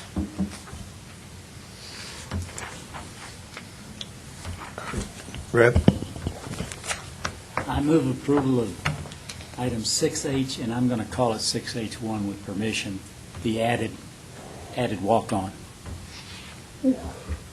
Second. Brian, second. Any discussion on this before we vote? All those in favor No. say aye. Oh, wait, Carlos? This is a question, I will be supporting this. explain again, I missed what you were saying about the right-of-way acquisition or property acquisition. Is this part of the Amendment 5, or is that so 412, how much was it for right-of-way in that amount, and versus the one that's going to HDR? And again, I'm going to be supporting it. I do understand that, there's changes here, and we'll have to acquire property. So that's for acquisition services. Oh, and it's acquisition all- services. Yeah, so it's Okay. all under the HDR. So we have TRS, which is an acquisition services, who is a sub under HDR. So it's all with HDR Incorporated, who is an engineering firm. Oh, they're one of the subcontractors to Yep. HDR, and they're going to be handling the services related to the acquisition of the right-of-way. Yes, sir. And then later on, we'll see, once they negotiate with the landowner, the process there for property acquisition. All right, I just missed that. Thank you. I will be supporting it. Thank you. Jennifer, I have a quick question. It says final design. Is the final design available on the website? No, not yet. So we are going through the different alternatives for this kind of segment right there in front of the church. And as a result, then once we do that traffic analysis, we're going to go talk with those property owners. If we need to, we'll do a public meeting. But really, the change, whether we have a divided median, so they have right-in, right-outs, whether it's a three-quarter, there's a whole host of different access configurations there that we are looking at. And so we are going to go, direct impact is to the property owners, so we're going to be talking to them. Is there in the design a right turn lane onto I-25? We're really not going past Jackson Creek Parkway No, I understand significantly. Yeah. But as you head east, is there a right turn lane onto I-25? No, that's not part of this project. That's within the CDOT right-of-way. Okay. All right, so we have a motion and a second. Any further discussion? Call for vote. All those in favor say aye. Aye. All those opposed? Just for clarity, that was for all three items that the county brought forward. Thank you, Jennifer. Thank you all. Okay, member governments, other reports. Item 7, City of Colorado Springs Transit Services. Brian. Good afternoon, Brian Vitulli with the City of Colorado Springs Mountain Metro Transit with your monthly transit report. For March of 2019, our fixed route services provided a little over 241,000 trips. There was a decrease of about 5%. We did lose one day of operation, one weekday, because of weather, the bomb cyclone, so that really hit us pretty well for that month. Plus, there was also an additional weekday in March of 2018, so we are a little bit behind, but we're not too concerned about that. For our ADA powered transit services, we have a decrease of 13% over that time period. And for van pools, we operated 25 van pools this March, provided about 3,300 one-way trips, and that also took a hit of about a 10% decrease, probably also due to the weather. For a project update, we just implemented our spring service changes on Sunday and on Monday. So this includes starting a new route to the northern hospitals. Operates on Union from Academy and Union or Montebello Square up Union to Memorial North Hospital. Children's Hospital is still somewhat behind in finishing off their construction. I think we're planning a big event, ribbon cutting, grand opening, August 1st, I believe, for that. So, but that service is running now. And then we implemented the remainder of the service changes on Sunday. A couple upcoming planning projects. You've been hearing about this for some time. We're about ready to kick off our 2045 regional transit plan, and our Specialized Transportation Coordination Plan. So again, this is, every 4 years we update the regional plan for transit, and this is the second cycle that we're partnering with PPACG to have one consultant team perform both processes, so for both plans. There's a lot of efficiencies and getting the same people in the same room to talk about somewhat same but also different topics is a great idea, and it's worked really well in the past, and we plan, we hope that and are pretty sure that it will work great this time too. And then shortly behind that plan will be a kickoff for the North Nevada Avenue Transit Corridor analysis. So this is following on the heels of a 2016 master planning process that the city had in that stretch of North Nevada between Fillmore and Garden of the Gods and Austin Bluffs. And then in 2017, there was a transportation subplan that looked at all transportation in the corridor, but kind of just skimmed over transit, knowing that we were going to be coming on its heels to do a detailed transit corridor analysis. So we're going to look at, existing transit in the corridor, current future conditions. We look to identify a preferred alignment through that corridor. There's an abandoned rail right-of-way to the east side of Nevada Avenue. We plan to identify the preferred mode, whether it's an existing fixed route bus like we have now, or bus rapid transit, or some other type of high-frequency service. And then look at, transit service levels. Is transit ridership expected to increase dramatically in that corridor? And what's it going to look like in the future? You got that urban renewal project through there too. Yeah. So it's a grand plan to have everything in place. So as that section of North Nevada redevelops, there's a plan in place, and there's a great process to follow. So that will be coming up, probably sometime early summer, and we'll keep you updated as that progresses, and we'll probably be forming stakeholder committees for both of those projects, and there will be opportunities for the public to participate and comment. So we look forward to that.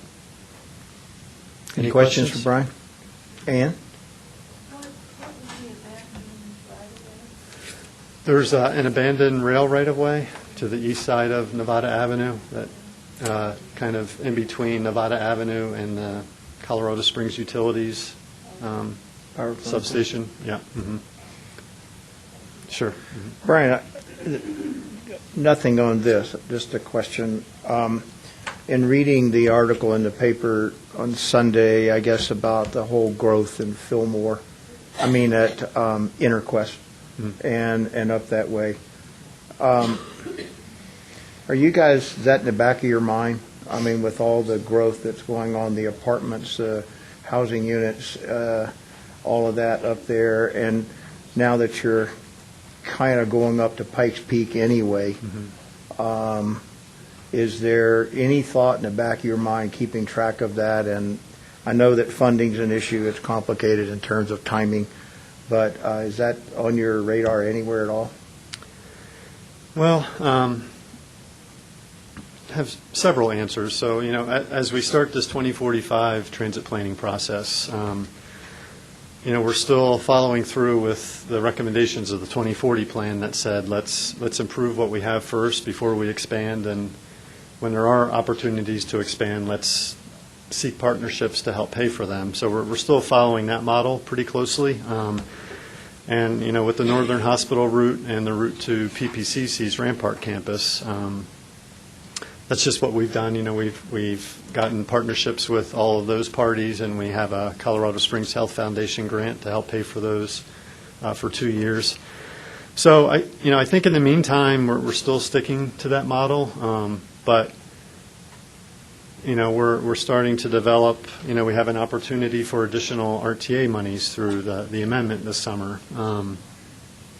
We have our 2020 service plan and our 2020 general fund budget that we're developing. So we're thinking of all of these things. I mean, we've heard requests from our riders that we need more frequency, we need more weekday evening, Saturday, Sunday service. We need a route to the airport. We need a downtown circulator. So we have a really long list of unfunded needs, and it's probably just a matter of time before we go into areas like this. But I still think until development occurs that really benefits transit, high-density development that is good for transit, that impacts our ridership in positive ways. I think we're looking more at improvements that fit that more than serving low-density neighborhoods. And yeah, there's a lot of retail in that area, but with the budget that we have to kind of make those priorities and those hard decisions. So it's, I hear you though, but. Understand, yeah. So it'll be added to the list. Yeah. All right, great. Well, okay. Yeah. all right, thanks, Brian. Okay, thank you. Yep. Item 7B is the monthly change order property acquisition for the city. It's information. Anybody have any questions about the change orders or that? Seeing none, the next item, 7C, same change order stuff for El Paso County. Any questions for Jennifer on that? Seeing none. Item 8, administrative actions and reports. Report of recent board actions. 8A is in your packet. You'll notice item number 5, where the board approved the Spine Road on a vote of 6-2 with the IGA to come back to the CAC board for review and approval. Any other questions on this memo?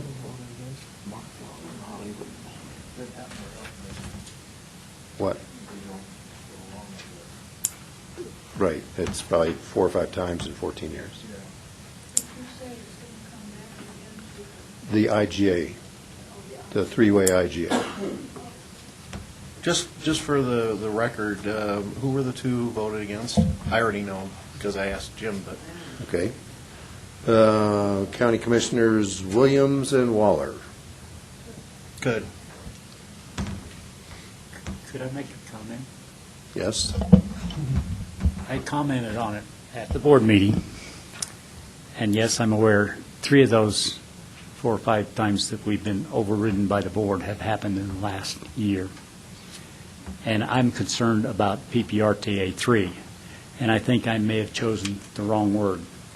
I asked about the reputation of PPRTA, and literally there were comments, they weren't concerned with their reputation.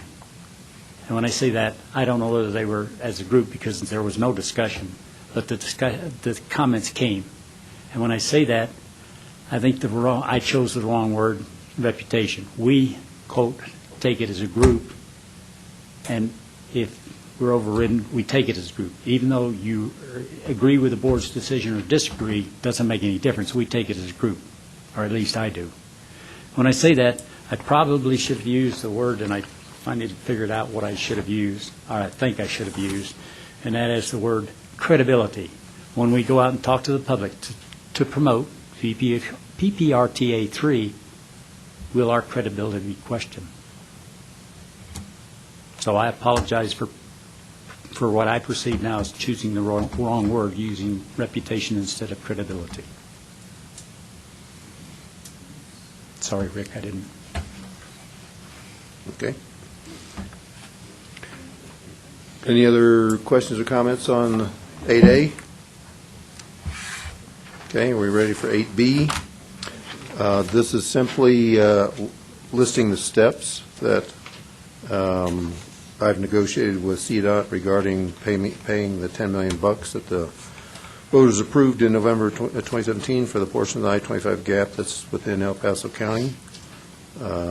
So Step one will happen in the next few days as soon as Bev gets the draft audit from the external auditor, and then we'll have an exact figure, the 3.6 million, and change the exact amount in number 2 to invite CDOT to invoice us, and then we'll carry out the other steps that are listed there in the memo. Any questions? Okay. 8C, definitions of maintenance projects and capital projects.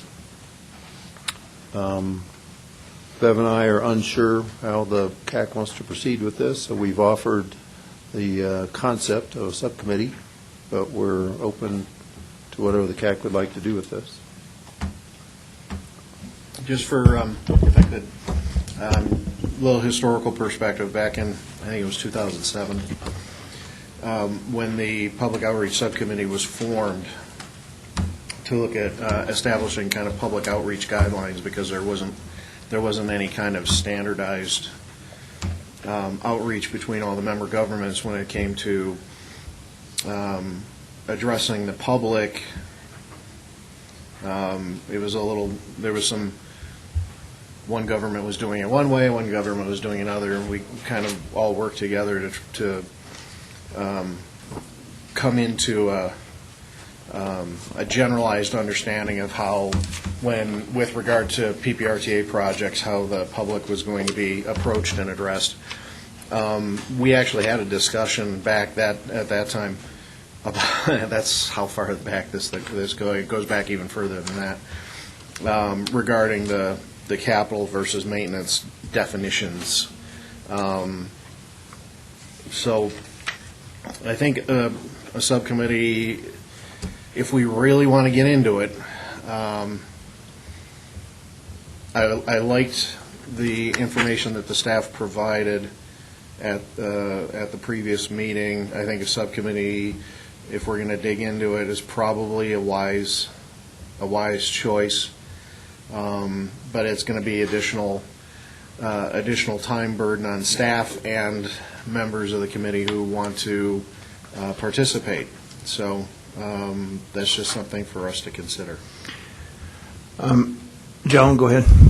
Yeah, I was going to say that I would like to see this as a subcommittee and discuss it and see if we can come up with something. And just do it in a subcommittee, come back to this committee. Okay. If I may, I missed last meeting, but I did read not every word, but most of the handout that was provided. Here's my take. Regardless of what we as individuals on the committee think about this, the member governments have standard operating procedures and generally accepted accounting principles that account for things. And if we don't like the definition of maintenance or stuff, we have no authority to force them to change anything. And we would probably just be wasting time. My recommendation is, my thoughts are that we're not going to get the member governments to change their accounting principles on how they account for it. The information that was provided for last month's meeting had several other infrastructure-type accounting procedures and processes and definitions. They had the generally accepted accounting principle things. And I found that, as Brian has noticed, this is not the first time this has come up. We've questioned these kinds of things. And I have great confidence in Bev and Rick and the staff in terms of if an invoice comes in and it appears to be charged to the wrong account, there is a questioning process, a challenge process that they go through with those invoices. Those invoices get discussed prior to the board meeting, at the meeting that we have, and those kind of things, in addition to dialogue that Rick and Bev have with the government. I would like to recommend to the group that we take this packet and the information and treat it as information. I think the question came out of ignorance or not a full understanding of some things, and not necessarily, and I may be wrong, I know there's been challenges of whether something should be maintenance or what, but when you read this and you read the general accepting accounting principles, it kind of defines some of that. And some of the more recent examples that we've seen since in the last 2 or 3 years, those, while we may not agree with some of those examples, they tend to, when you extrapolate what the accounting principles and stuff are saying, they kind of fall within those guidelines. I only spent 21 years in this business. I'm not a CPA by any means, but I had a lot of CPAs and stuff working for me. And so I would just throw that out. If the group wants to have a subcommittee put together, I think the first thing we would need to do is, what is the expected outcome of that in terms of, we're going to invest in this, what is the expected outcome? I know there's some members of the board that also have questioned whether there has been maintenance or capital on some things. But I just throw that out, my own opinion, having read through this, and as Brian said, been through this discussion more than one time. So, Reb and then Rick. I don't know, I'm not just addressing you. There was a comment made last month that this has been tried, I think it's 3 times before, I'm not sure of that exact quantity, and it's been unsuccessful. When I say this, doesn't mean you quit. That's my opinion. I think it needs to be done for a couple of reasons. Number one, we have questions. Joan looks at the project and Tom looks at the project. One thinks it's capital, one thinks it's maintenance. And Rick and I have had several private discussions, so to speak, and I don't care. I can get on both sides of the argument on most of the projects we discuss. The problem is they have, program funds, and they have a choice of putting them and calling them maintenance, or they have the choice of calling them capital. And those project funds are not well defined. We are putting $45 million into the city and PPRTA, into a project that is down to $43 million now. And they're using a combination of capital and maintenance and anything else they can grab to literally change, alter Vermejo Street, Saguache, or San Miguel, sorry. Sierra Madre. Sierra Madre. Oh, I'll get to the right. One of those S's. One of those streets down to the west of Saguache. Anyway, basically, it gives us a little better leverage to argue for or against, and the city. But I personally think that we are being used or abused, and I don't limit the situation to those examples. But basically, there have been more rejections of our recommendations in the last 18 months than the prior, 17 years? No, that doesn't make. 14 total. Okay, so literally in the last year and a half compared to the previous 12 and a half. So I would be in favor of a subcommittee and trying to get something so that our opinions are respected. Still, I'm sorry, Rick.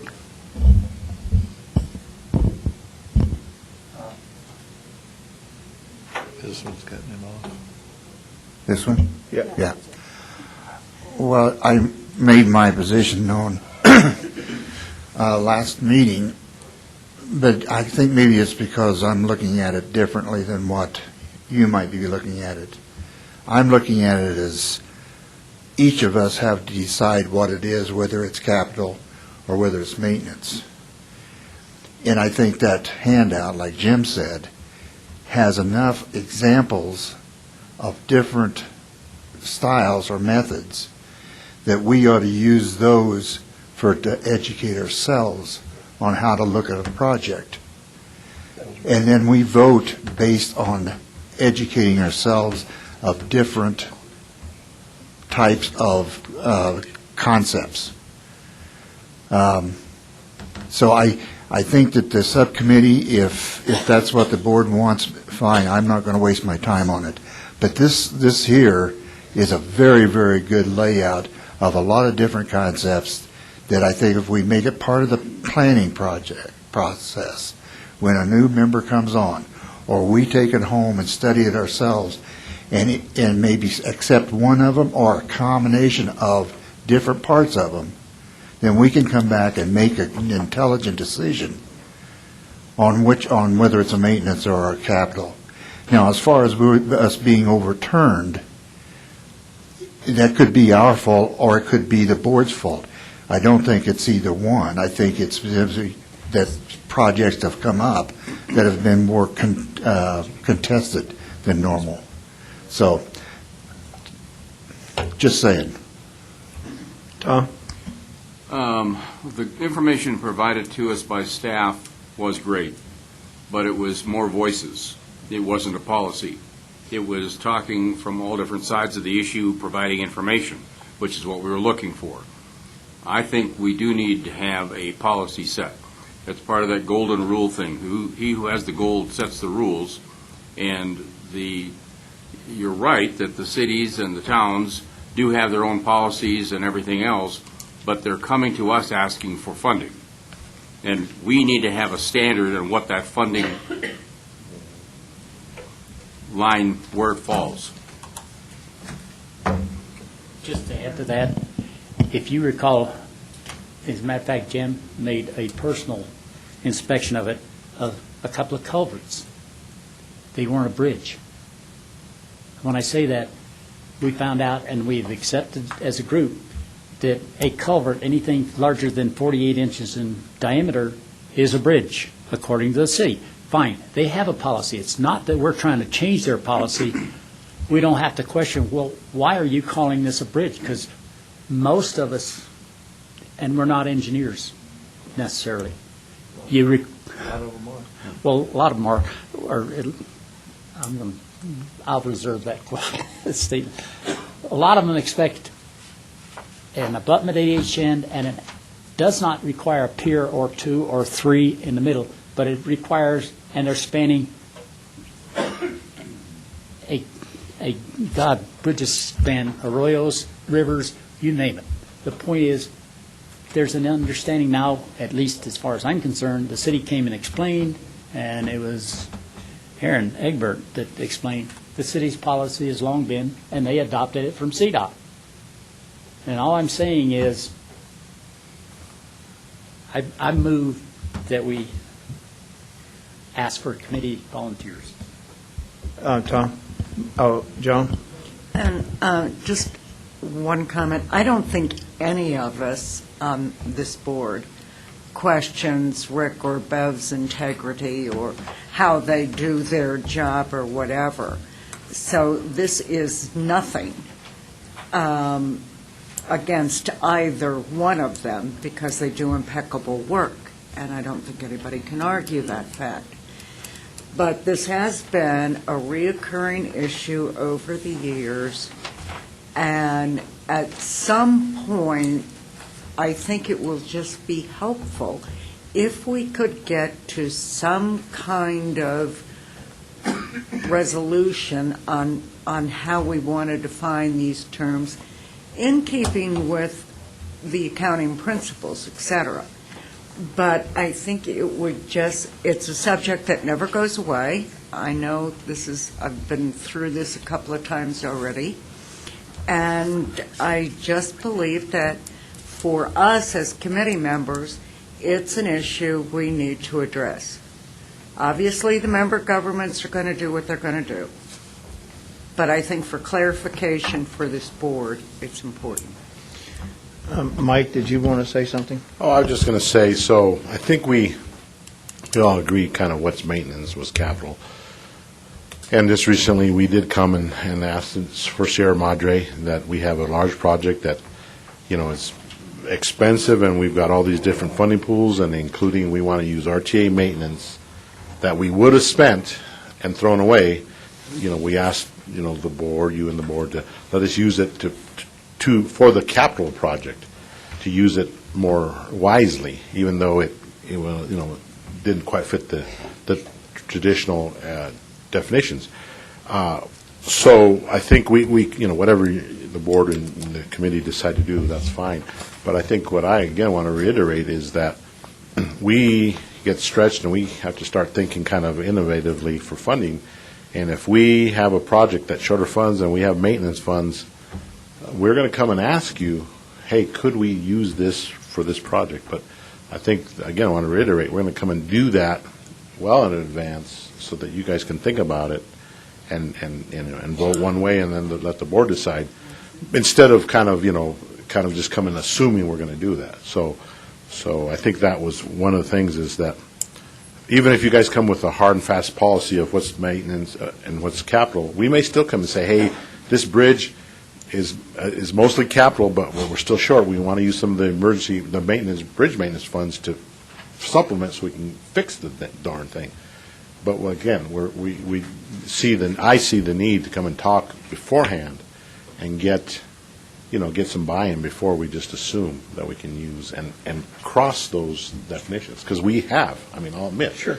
So anyway, I just wanted to, just kind of, again, reiterate and assure you that we're going to come and talk to you about when we have these gray areas, because there are always going to be gray areas. Okay. I want to amend my motion, and I would like to table this discussion till the month of June in respect for the people coming in or a little late. Sorry. Carlos, you're real quick. Oh, yeah, the comments here, just to follow up. I do like, when I came on board, I'm still kind of new, I do like the fact that we have an oversight, that's part of our charter is oversight, so having some written guidelines to bring new members of the committee on board, I think would be very, very useful. Because again, you want to take your oversight responsibility seriously, and by having some information to help guide you with that, doesn't hold your feet to the fire, but it helps you make those kinds of decisions. The second comment was also, and this came up with the board of directors has brought this up, but our maintenance of effort for maintenance activities. There's two different maintenance areas. Would this be kind of within the scope of this subcommittee, or would that be a separate thing altogether? Because that's also come up. What is this maintenance of effort? Completely separate. Completely. Separate issue? Yep. Yeah, that's something that also needs to be addressed at some point as well. Yeah. And the board is going to take that up in June. Oh, have they said that? They're going to bring it up in June? The chair, it was brought up a couple months ago. The board chair wanted to postpone it until Merv's replacement was seated, which is June. So issues surrounding the maintenance of effort, which includes transit, city's transit, and maintenance for all 5 member governments. Yolanda Avila brought up a couple of items, starting with, should the original dollar amount from 2004, that was the base year that all 5 member governments used, should that be inflation adjusted? Yes. So that was one of her 2 or 3 comments. So that was postponed from February or March, and they will pick that up in June. They have not referred it to the CAC yet. I think they'll have their initial discussion in June, and I'm expecting that they would refer it to the CAC. Okay, on this maintenance and thing, I'm going to, as the chair, we're going to postpone this till next month out of courtesy, the AAA and stuff. I'll give some thought to the subcommittee. I want to throw a couple of things out very quickly. If we're going to have a subcommittee, which I'm okay with, should we include member government reps as part of that subcommittee? Should our auditor be part of that also, in terms of, or some other accounting type thing? These are just some things to think about. No? Bev's the CPA. The auditor would charge us an hourly rate of probably $200 an hour. So it's going to involve Bev's time too. Okay, so just there's some things to think about. I have no problem. I certainly wasn't implying that these guys weren't doing their job. But I'm going to postpone that line item. It's an approval on our agenda. I'm going to postpone that until next month. Rev made the motion to postpone. You did? Okay, thanks. Okay, all those in favor? Aye. Okay, good. Thank you. Any opposed? Yeah. Mm-hmm. Then we have the legislative report. You have the three bills in your packet. The first one, Senate Bill 51, that was postponed indefinitely, so that one's dead. The second one, Senate Bill 138, was approved by the House and the Senate and signed by the Governor Polis. The third one passed the House on April 16. It passed the Senate April 29. So I assume that's going to the Governor as we speak. So that's the status of those three. There was an article in the paper that talked about potentially canceling Senate Bill 1. The actions that, it wasn't Senate Bill 1, the one providing some money for transportation and for the GAP project? That's not one that's been on Okay. our radar that we, I didn't put anything on our radar that we couldn't do anything about because the legislative session is over on Friday of this week. Okay, all right, So- sorry. Real quickly, too, I believe I noted that there's going to be a ballot measure going to the voters because they have to request to retain any excess Tabor Yes. funds. Yes. So That could be this 1258. okay. I was thinking, yeah. But there might be another one as well. I think it was actually a separate one. Okay. Requiring the vote to be on the ballot. Yeah. Yeah. November. So. Okay. And then 8E, the GAP project, virtually no change, just a couple of comments that they're generally on schedule. So, and then with number 9, you're going to have maintenance and capital next time, so. Anything else that anybody want to bring up or have discussed for next meeting? Just a communication. And the communications, Brian, you going? I just wanted to bring up real quick and ask for your guys' assistance in getting the word out. We're doing a pretty good job, but for the last 12 years, I've organized the ride on the flyer that you guys have. It benefits our local, in this case, homeless vets. One of the other things I do is I sit on the El Paso County Homeless Vets Coalition, and unfortunately, the need is pretty stable in our community. It does increase. We've instituted a couple of programs. We've got a homeless prevention program that just since it was instituted last May has prevented about 30 homeless or 30 veteran families from becoming homeless. So we're trying to get to the problem before it actually becomes a problem. And then we also have our transitional housing initiative that identifies and vets and assists situationally homeless veteran families and their children who are in situations because of job loss or catastrophic medical bills or things of that nature to go from being in the homeless realm into a stable housing. I'm very proud to say that we've got well over a 95% success rate with that program. Within 45 days of our stand down that we have every October, we get these families into stable housing and jobs, and we've got a really good success rate doing that. So if you know somebody, this ride benefits. But if you know of anybody who may be interested in donating or assisting the El Paso County Homeless Vets, the information's on the card or on the website, so it's just veteransride.org. You can have them contact me. And thanks. Any other communications by any members? Carlos? Yes, I was a little late because I was at the Cottonwood Creek Trail opening. I just wanted to, I spoke with our Chairman Geislinger. He's also our City Council rep, District 2. He's my representative. Spoke with him briefly. He gave a few words, as well as the mayor, Travis Easton, Karen Paulus from Parks was there at the for the ribbon cutting ceremony. But Chairman Geislinger just wanted to pass on that this was a very well attended event. He's very happy that this is opened up because this is going to open up a corridor for bicyclists, pedestrians, runners, everybody there in the northeast section of Colorado Springs. So he just wanted us to pass that on from our chairman to the rest of the committee, and he just was very proud, of what has been accomplished by the PPRTA.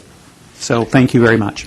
Yeah, thanks for those words, and I've mentioned it to Rick. For large projects like that, that's a great project. Did a lot for two communities, just the safety of pedestrians and traffic in general.